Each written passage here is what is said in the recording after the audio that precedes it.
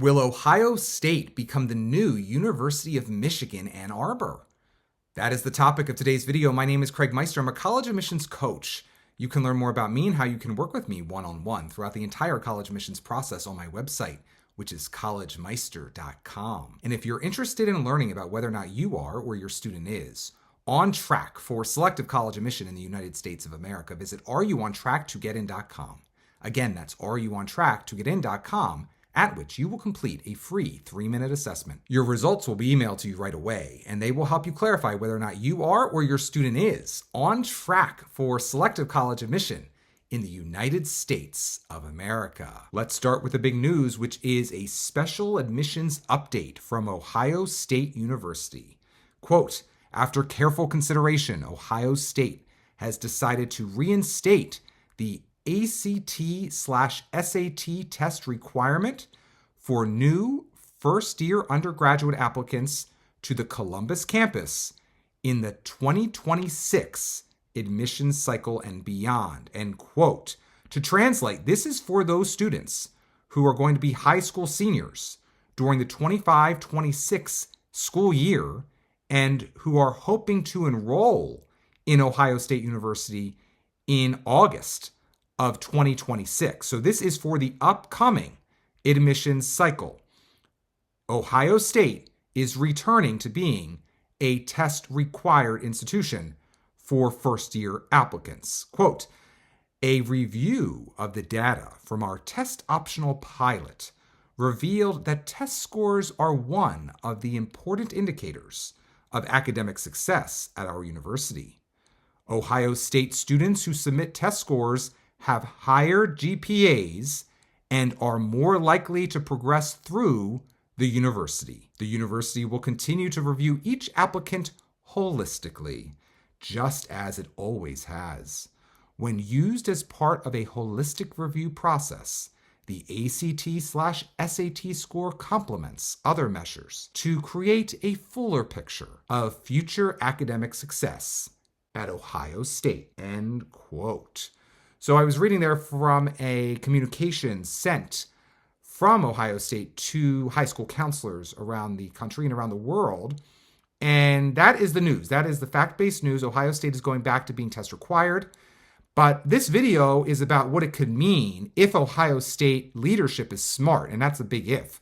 But if they were smart, they would harness the fact that 100% of their incoming classes moving forward are going to be accepted via test required policy to ensure that the actual quality of the undergraduate student body over the next 4 years is better than ever. Ohio State could do that. Ohio State is in a state, of course, Ohio, that is populated, but not nearly as populated as a Texas or a Florida or a California. These are states that are really hamstrung and therefore required to accept a huge percentage of their first-year applicants at their state institutions as in-state students. Whereas Ohio State has a greater diversity of students coming from both in Ohio but outside of Ohio. So that is why I liken it to a school like University of Michigan, which is highly selective, highly prestigious, and very well ranked, of course, on the U.S. News and World Report College Rankings National University List.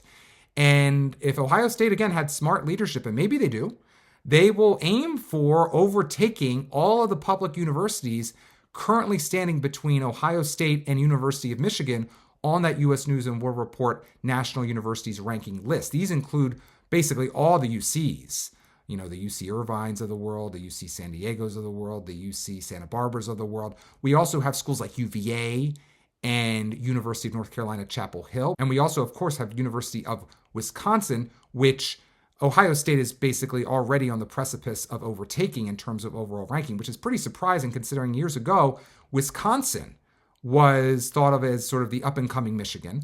And then there was Indiana, at least for a while, related to business as being the up-and-coming Michigan. Of course, Indiana sort of has fallen back because all these other schools that I just mentioned are not test required at present, other than the Florida schools and the Texas schools. The Texas schools, of course, being UT Austin as sort of the premier sort of jewel in the crown of the state university system over in Texas. And then UF, of course, being in the state of Florida. These are institutions that either never went test optional or have returned to being test required. Of course, there's some other schools, public schools right now, that are test required as well. These include University of Georgia, Georgia Tech, Purdue. But the big news of Ohio State going back to test required really has the potential to shake these other universities that I just mentioned sort of to their core, particularly the ones on the eastern half of the United States. I mean, the California schools are going to do what the California schools are going to do. But Michigan is ripe for being overtaken. Michigan went all in with a very progressive approach to governance and administration. University of Michigan is really in a tough position here because it is being run basically top to bottom by true believing progressives. And they do not believe in requiring test scores. The issue with that, of course, is that over the years, every passing year, the quality of the students at University of Michigan is a little bit weaker. And that is really meaning that it is sort of a paper tiger at this point. And that's why I say Ohio State should go in and do its thing now that it has the ability to select students who, at minimum, can produce some quality SAT score or ACT score. Now, again, Ohio State says it's not going to have a bar, a low bar or whatever. They're going to look at everyone holistically, and that's lovely. But my goodness, Wisconsin is, of course, already another institution that I would say is basically done for at this point. Ohio State is going to overtake Wisconsin.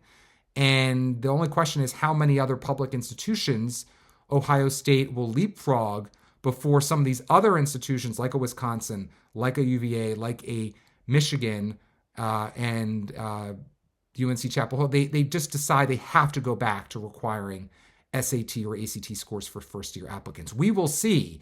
There, of course, have been also rumblings as of this week in the Board of Visitors meeting at University of Virginia that they really are seriously considering going back to being a test-required institution or something closer to test required for certain applicants. The dam is maybe about to break. Of course, a great number of institutions will remain test optional, but smart institutions want to see all the information that an applicant can share that relates to one's ability to perform in the classroom and convey a modicum of knowledge that they come in with the first day of school during their first year experience, their freshman year, as it used to be called. So smart institutions led by learned individuals, not just people who have very fancy degrees, but people who actually know what's going on, are going to ultimately go back to being test-required institutions. Those institutions who are led by ideologues will continue to remain and try to hold out as test-optional institutions, but good for the Ohio State University. And as I mentioned in previous videos, I am not a true believer that test scores alone should be considered. I don't believe that. I'm not all in on testing, but test scores are so valuable when students at schools around the country and around the world have very diverse and distinct curricula that they are learning with and teachers they are learning from. And there has to be a standardized measure to understand how to compare applicants with other applicants. And the only measure currently that exists is how does one do on a standardized assessment, and the two standardized assessments that are ubiquitous around the country and around the world are the SAT or ACT. If there was a new test called the QBT or the RLA or the GFR, I don't care what you call it, I'd be just as keen on those exams or assessments as options other than the SAT or the ACT, as long as they were truly standardized and available quite a bit around the world. But currently no other exam does exist. No other assessment does exist and is given as regularly as the SAT or ACT. And that's why I am a big advocate for all serious higher education institutions going back to being test required for first-year applicants. That's going to really help parents and students better assess the quality of the entering classes at these institutions when the averages include all applicants and not just those who chose to submit test scores as opposed to those who chose to not submit test scores, which we have not been hearing about for now a number of years. And as a result, the actual quality of the student in the classroom at test optional institutions has been quite a wide spectrum, wider of a spectrum than is healthy for a higher education institution to have. And as Ohio State stated honestly right there, The students who are having better outcomes are the students who submit test scores. They are the ones who have higher college GPAs, and they are the ones who are more likely to progress through the Ohio State University, Michigan, Wisconsin for sure, Illinois, UVA, UNC. Look out. Ohio State is about to make a real move in the U.S. News and World Report ranking, I think, if the ranking is being conducted in a fair way over the coming admissions cycles. As we wrap things up, I want to remind you that you don't have to settle for the free videos alone. As you navigate the college admissions process, get the focused and personalized coaching and expertise you need to achieve your goals. My Smart Sessions meet you where you are in order to take you where you want to go. Meanwhile, if you want proactive support throughout the college application process and want to collaborate with a dedicated expert to submit applications that are simply meticulous, reserve your preferred Simply Meticulous experience as soon as possible. Space is limited due to the time and attention to detail required to pull off these extraordinary coaching experiences. No matter your distinctive objectives, you can achieve them. If you'd like to work with me one-on-one, visit my website, which is collegemeister.com. And when you've finished your Common App and want to know if it's as strong as possible and whether or not in its current condition your chances of admission are impressive, inconclusive, or inadequate, you need my pre-read. Getting my pre-read now means having me review your entire application, just like an admissions officer or admissions committee will review it later, and receiving by email no later than the time you reserve a comprehensive report highlighting what's working and what's not on your full Common App and one Common App supplement. If you've yet to submit your Common App, my pre-read may motivate you to make adjustments to it before your deadline. If you've already submitted your Common App, my pre-read will prepare you for what I deem to be your likely admissions outcome at the institution in question. To purchase my pre-read now, go to mypreread.com. Again, that's mypreread.com.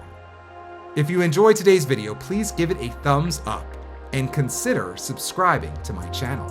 As mentioned previously, if you'd like to work with me one-on-one throughout the college admissions process, visit my website, which is collegemeister.com. Until next time, stay safe, stay well, and most importantly, stay stress-free throughout the entire college admissions process.